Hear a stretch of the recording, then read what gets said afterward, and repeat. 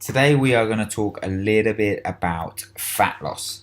So here is our fat loss pyramid or triangle, as some people just kind of say.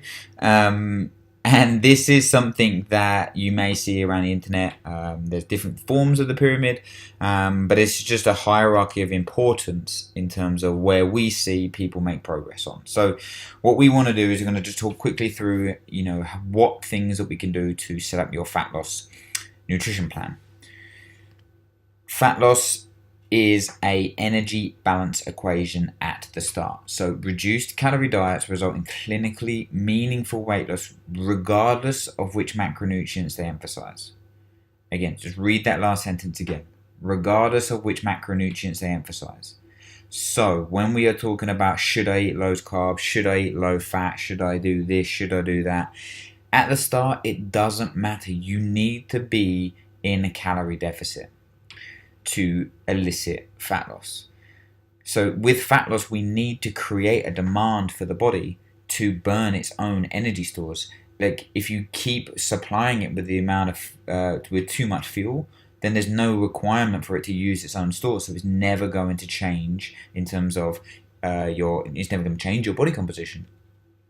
So we need to understand energy balance. And this goes for fat loss and strength. Like when we go through the strength pathway, we need to hit total calories. For the exact opposite reason, we need to provide a surplus at certain times for the body to be able to grow.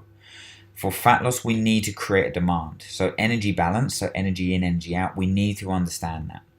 So the fat loss pyramid here. So what we need to look at is these bottom two things as the most important factors at the start.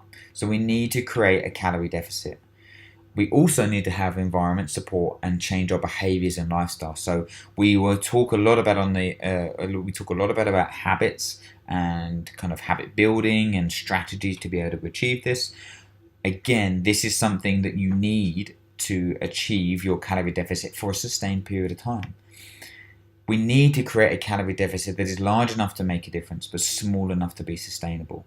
Going into a massive calorie deficit at some points, it may be required, but what we want to do is we want to do it in a sustainable way.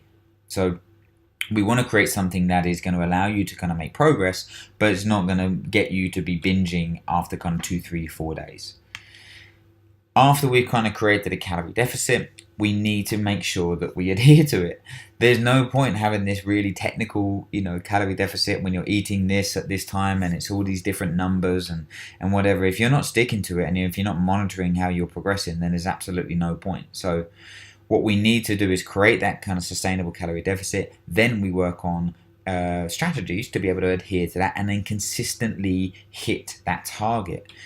Once we start to hit that target, we need to be aware. We need to self-monitor to be like, actually, am I making progress? Where do I need to make some changes? And this is often a step that people miss out. So they're not actually tracking. So we need to be aware of your progress. Like if you're not assessing, you are guessing. So we do ask you to track your food, track your intake. And this doesn't need to be every single day of your life. It needs to be maybe 2 to 3 days. And you need to then align it to your calorie targets. So how far are you under? How far are you over? What meals do you need to maybe change, or what meals are contributing to you not reaching your calorie targets? You need to be aware of that so you can be consistent in terms of hitting that calorie target. And this is where kind of, environment support and behaviors and stuff comes in, changing your behavior of actually weighing food or scanning your food in, or being aware of actually how am I performing? Is my energy levels up? Am I sleeping better? Is my hunger levels better? That kind of awareness and self-monitoring is a crucial element in terms of making progress on your fat loss journey. Then we're going to talk about protein and fiber intake. So these are the two kind of macronutrients that are most important after we create a calorie deficit. Protein and fiber increases the thermic effect of eating. It provides satiety, it improves your digestion, and it preserves muscle mass. As we said, we want to lose the right type of weight. We don't want to be this person that just loses all of the actual functional, usable weight, such as muscle. We want to be losing body fat. So protein is essential, and we want to space this over the day, and this is why we created our meal system of training and anytime meals, and why we have a specific structure that we want you to follow at the start. Fiber is one of those things that is so crucial for us to kind of get in when especially when we're on a fat loss setup. Fiber will help with digestion, it will help with gut motility, but it will also create satiety. It will provide bulk to your meals. Like when we are trying to set up a fat loss diet, we don't want to just be having this little bit of limp lettuce and a boiled chicken breast. Like we want colourful plates of food, and this will help to provide fibre, which has so many benefits in terms of overall health, not just kind of helping us on our fat loss journey. So making sure that we are hitting our protein and fibre, protein targets, and making sure that we're including fibre in our meals is essential.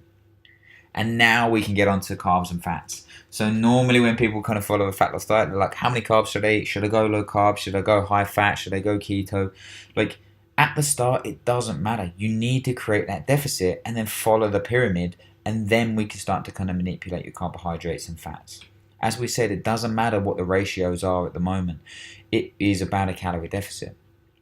So now we can talk about carbs and fats. At the start, it doesn't matter. Like when you go forward, like some people work better on carbs and some people work better on fats. This is something that you need to identify after you've built your pyramid. So after you've gone through the steps, that's when we can start to kind of manipulate your carbohydrate and fat ratios. So the pH pathway, this is something that we've created after working with over 1,000 clients now, and we want to basically use the membership site to be able to kind of get your plan in place. So on month 1, we want you to use the calorie and macronutrient calculator, put your details in, get your calorie targets, and then use the baseline drop-down menu. If you're a new member, use the baseline targets and follow that for a month. This is about building consistency, it's about building habits, it's about identifying some go-to meals for training and anytime meals. So we want you to focus on hitting your calorie targets first and foremost. Then over the month, you can start to dial in your macronutrient targets. So again, focus on hitting your protein targets first, then we can start to talk about hitting your carbohydrates and fats. This should take you about a month. Like, I know people are a little bit keen to kind of get going and doing everything at the start, but if you follow that process for the first month, really just kind of like get some good solid habits in, you will find that you will really make progress. There will be times when you feel hungry, yes. Then we have strategies to be able to kind of to help this, but you will find that it starts to kind of balance out after around a week, 10 days. And we want to then just build these sort of habits. So when we go into month 2, we then reassess our goals. We choose a target in the drop-down menu that basically aligns with our training volume. So it might be light training or moderate training or hard training. Go back to the macronutrient calculator, get your targets, and then you can start to follow these. This is, again, we can't be in a calorie deficit for the whole of our life. So we need to align our output to our intake to our output. And this is what we want you to do for month 2 and beyond. So you created that deficit in the month 1, a little bit more aggressive than we want to be using long term. Then in month 2, we start to choose a target to align with our training volume. Hope that helps. And as always, if there's any questions, reach out to us on the group. After month 2, once we've kind of got these targets in, then we need to look at like other key areas. So, gut health and sleep and stress and the nervous system. These are things that we can use the resources on the membership site to kind of help us with. So, yes, it's about calories and macros at the start, but then is your gut health kind of compromised? Do you feel bloated? Do you feel foggy after eating? If you're not digesting and assimilating the really good food that you're putting in your body, then you're never going to be kind of like, achieving your potential. Sleep is such a massive area like for fat loss, so making sure that you are sleeping.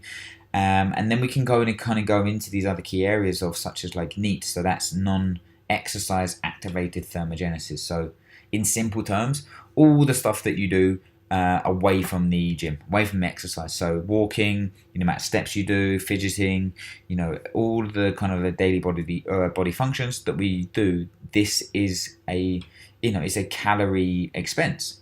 So if you're someone that is super sedentary in terms of like, you get up and sit on the tube and sit on the train or sit in the car and you sit at your desk all day, like your needs can be fairly low. Where if you're someone that's pretty active, then you're going to be creating a calorie output from moving around all the time. So we need to be aware that actually that might be contributing or contributing in a positive or a negative way to our fat loss journey. So just being aware of these key areas, and this is something that we will educate you on over the membership site through the resources, and definitely on the membership group. The thermic effect of eating, again, it goes back to that kind of protein and fiber. Like protein and fiber provide more, it takes the body more energy to break those down. So that's why they are below carbohydrates and fats. So they are super, super important. So this is what we want you to focus on. We want you to focus on kind of getting your, building the pyramid and focusing on the things that are going to make the most bang for your buck. Get that low hanging fruit, and then we can start to kind of get a little bit more detailed as we progress on.